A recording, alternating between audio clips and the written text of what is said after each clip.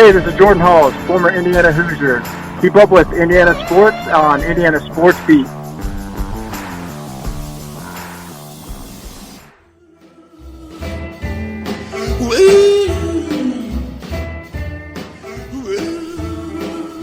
Welcome back to Indiana Sports Beat Radio, coming to you from the Golf Club at Eagle Point Studios here on this Friday, joined now by our friend Tom Brew from Sports Illustrated Indiana. Thomas, how are you?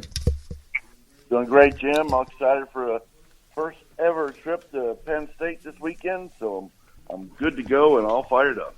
Yeah, I'm a little jealous. I'd planned on going there and being there as well, but unfortunately we have the basketball game Saturday, and I'll be here with Todd Leary doing the post-game show. But, man, I'll be there in spirit. I was so looking forward to going to as well because it's such a historic place. It's a historic program, and this is a hell of a big game for Indiana.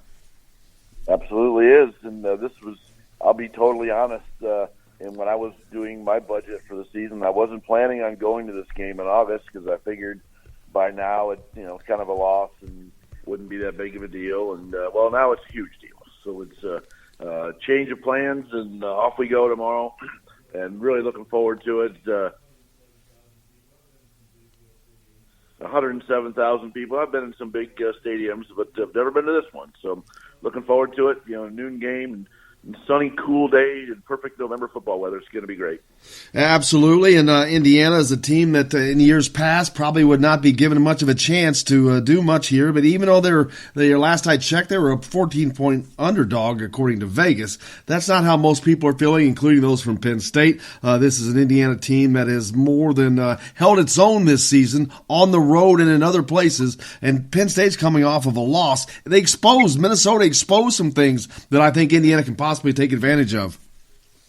I think so too. I think there's a lot of similarities to what Minnesota does compared to what Indiana does, and they got them spread out a little bit. They got some receivers open in space, and we certainly know from watching Indiana play for 9 games that they love to do that too. So it's I think that's certainly I think that's probably helped a lot with preparations for Indiana this week, and even better, I think Penn State had an undefeated Minnesota team last weekend, and they have an undefeated Ohio State team next weekend. And I would like to think that maybe they're kind of overlooking Indiana just a touch here. So maybe this is the best time to catch them. Well, let's certainly hope so. One of the matchups I am really looking forward to is that the receiver for Penn State, Hamler, against the true freshman for Indiana, Tywone Mullen. He has done an outstanding job this year. And this could be a difference maker on how well he can cover him this weekend. Well, sure. I mean, he's certainly their most dynamic player on both sides of the ball, really. He can really just do a whole bunch of stuff. And he's got plenty of speed himself, so it's definitely speed on speed with those two, and Tywone's been up to every challenge so far this year, and he's more than happy to take on those number one receivers on all these teams, and I can't wait to watch it. And but one thing to keep in mind though, Penn State's got plenty of other weapons as well. Much like Indiana, they've got 3 receivers that they can play a lot, and they've got just a huge tight end, and that Freiermuth is really good too. So if they do a nice job on Hamler, they've got other weapons as well. But from an individual standpoint, that's absolutely the matchup of the day. And there's no doubt Tywone's going to need a lot of help from this Indiana defense. Penn State has a really good running game as well. And Indiana's got to find a way to put some pressure on that quarterback and try to slow him down a little bit. Speaking of the quarterback, what a rematch between these two quarterbacks as well, between Peyton Ramsey and Sean Clifford. Yeah, they've both of them are Cincinnati kids. They've played against each other in high school and at St. X and Elder, two of the big Catholic powerhouses down there. And so they know each other well. And what's kind of ironic is their 2 high schools are actually playing in the second round of the playoffs Friday night. And Peyton Ramsey's dad is, of course, the coach at Elder, and so he was happy to joke that it's an Elder St. X doubleheader weekend. Absolutely. Now, don't you have a piece coming out on Mr. Ramsey? I do. Tomorrow morning it comes out, and it's just got a chance to talk to him as a is a long-time high school football coach. He's been through it a bunch. With having to tell kids that they're not going to start anymore. So I just thought it was going to be a good opportunity to talk to a coach about everything that Peyton's been through this year. And the first thing he told me, he says, when it comes to Peyton, he says, I am 100% father and 0% coach. And and that's certainly the way it should be. But he's obviously been very, very proud of his son for how Peyton's handled all this stuff this year. And he's been obviously thrilled, like the rest of us have, to watch Peyton really play well when he's gone in there too. So yeah. So have that piece tomorrow, plus a whole bunch, of course, previewing the game as well. And speaking of Peyton, he was named a captain for the rest of the year this week by Indiana coach Tom Allen. Shows that the leadership that Peyton Ramsey brings to this team is just so crucial. It is, and it's been kind of interesting to listen to Tom Allen talk about Peyton through all this stuff, because you can really tell in his voice how much he truly loves and cares about this kid, and that it was really hard to sit him down and tell him at the beginning of the year that Michael Penix was going to start, but he's just been so thrilled with how Peyton is just always ready to play, no matter what. Even if he knew whether he was going to play or not, he was always ready. And they've needed him. And that's when we've talked to him about did he ever think about transferring? When he always says he never did, it was because of those guys in the room. And he cares about his teammates, and he knew darn well that at some point they were going to need him. And of course, they've needed him much more than we ever thought they would. But he's actually played more than Michael Penix has this year, and he's done a very nice job. It's what a lot of people forgot, from watching Indiana last year was, they were kind of hoping for a change at quarterback because they thought we needed something better than what Peyton Ramsey showed last year. But what everybody forgot is the kid is such a hard worker that he's really improved himself as a quarterback a whole lot too. And the Peyton Ramsey of 2019 is way better than the Peyton Ramsey of 2018. He's does a much better job with decision making. He's been much more accurate as a thrower. I think he's 5th in the country at completion percentage. He's had a really nice year, and and now he's the guy. He's going to have to be the guy for 3 straight games, down the home stretch here. And here's to hoping that he continues to play well and gives the Hoosiers an opportunity to pull off a big upset up there. And Kalen DeBoer has been a big part of this resurgence of Peyton Ramsey as well, because he's able to take this offense and bend it around to fit personnel. And he's fitted to a T to whether it's been Michael Penix or Peyton Ramsey in there. Yeah, and the craziest thing about that is, Jim, is that in a lot of those weeks he really didn't know who it was going to be. And he's talked about it a lot, when we've asked him about it. He doesn't really have separate playbooks for the two guys, and they are similar enough that they can run a lot of the same things. But he's also got a really good feel for what they like best. And I think when it's time for Peyton to be in there, he knows what he can call that works and works best for him. And we certainly saw that in Maryland when he came in off the bench and made some beautiful throws and and got them up over 30 in that game, and then. Same thing with Nebraska when he got to start and played great. He was same thing. They were they're very well dialed in. This whole offense is just kind of been humming along all year. I mean, it's 8 out of 9 games where they've scored 30 points or more is a school record. And they've been playing football for a little while at Indiana, so that's pretty amazing that would be the first time that's ever happened.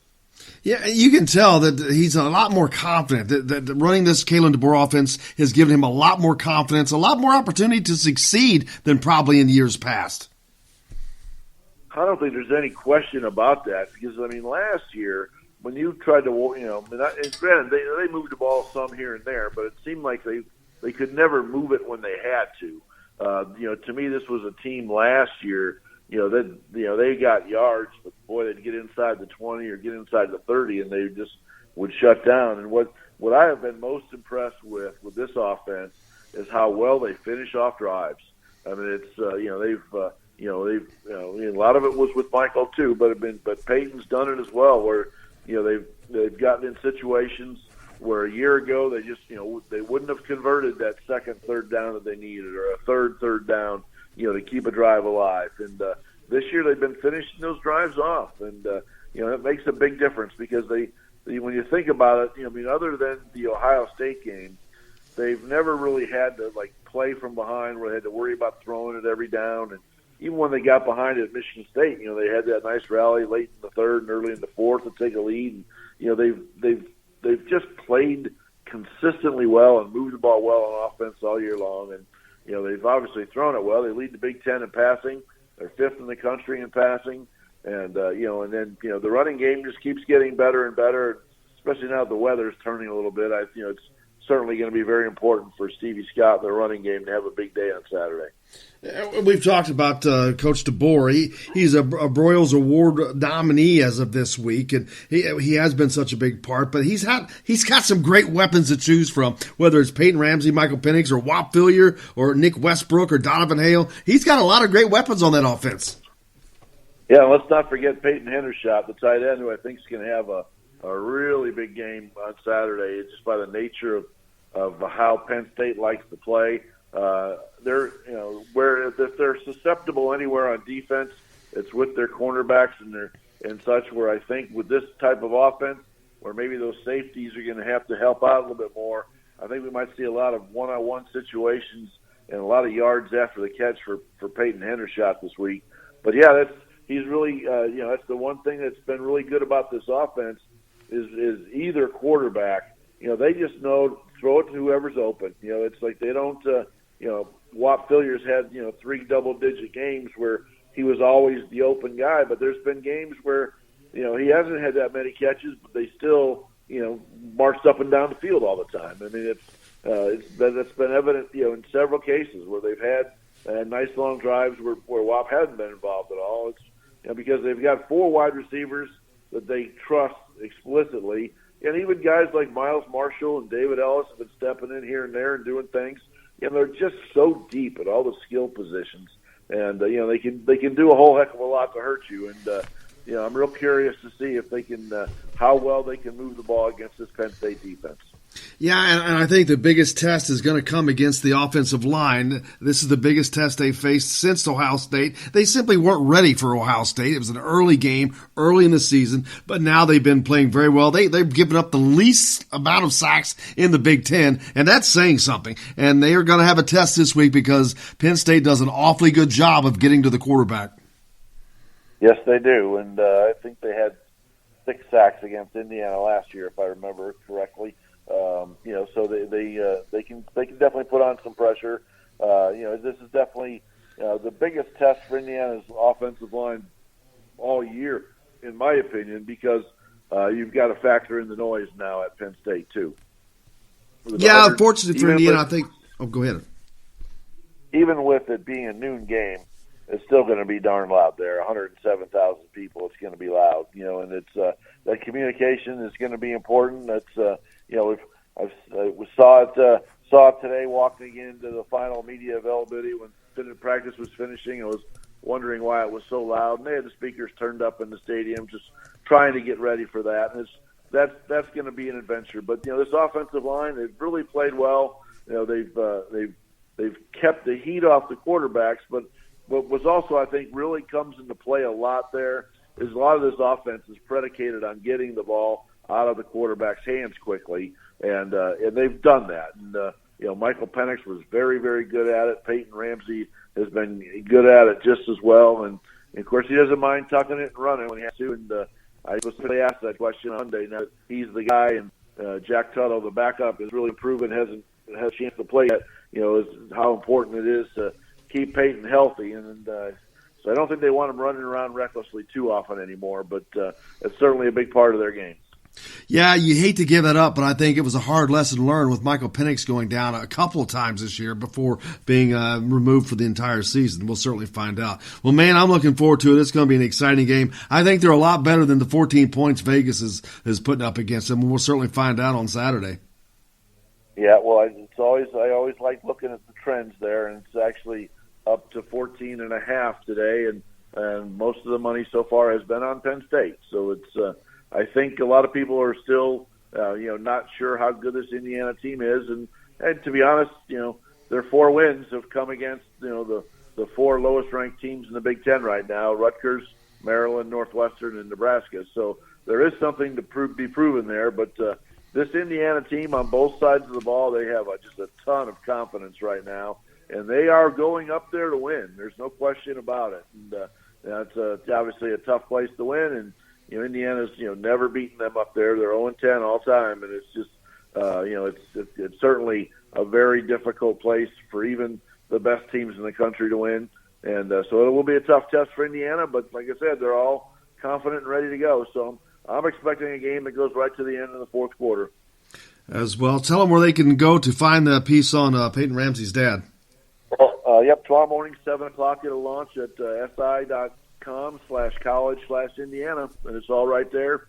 And, of course, you can follow. Every story gets posted to the Sports Illustrated Indiana Facebook page. I definitely recommend everyone to like that page, and it shows up right on your timeline.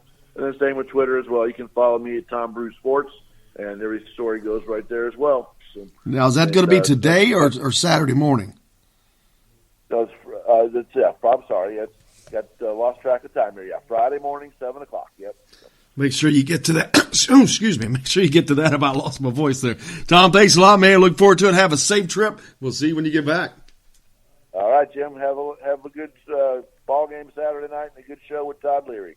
Thank you, sir. Have a good one. Hey, thanks for listening to the rebroadcast from today's edition of Indiana Sports Beat with Jim Coyle, the only daily show dedicated to Indiana University athletics.